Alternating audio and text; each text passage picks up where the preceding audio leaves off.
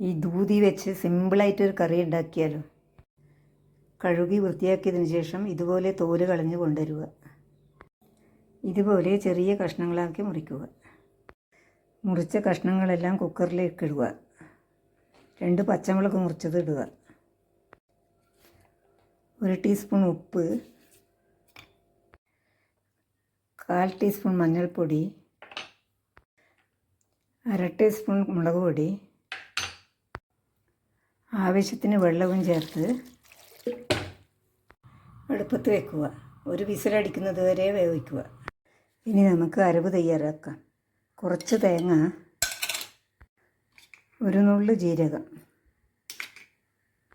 കുറച്ച് വെള്ളവും ഒഴിച്ചിട്ട് അരച്ച് കൊണ്ടുവരും. ഇനി നമുക്ക് ഈ തൈരും ചേർത്ത് ഒന്നും കൂടി അരച്ച് കൊണ്ടുവരണം.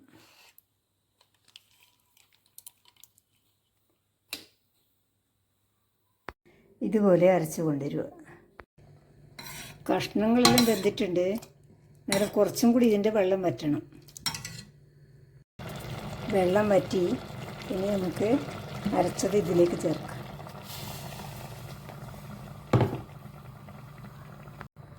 ഒരു തണ്ട് കരിവേപ്പില ഇടുക. തിള വരുന്നുണ്ട്. ഇനി വാങ്ങി വെക്കാം. ഇനി വറവ് തയ്യാറാക്കാം. 2 ടീസ്പൂൺ വെളിച്ചെണ്ണ,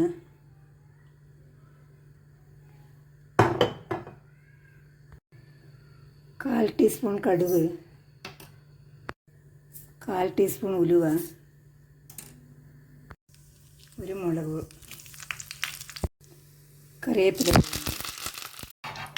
ഇനി കടുക് വറുത്തിടാം.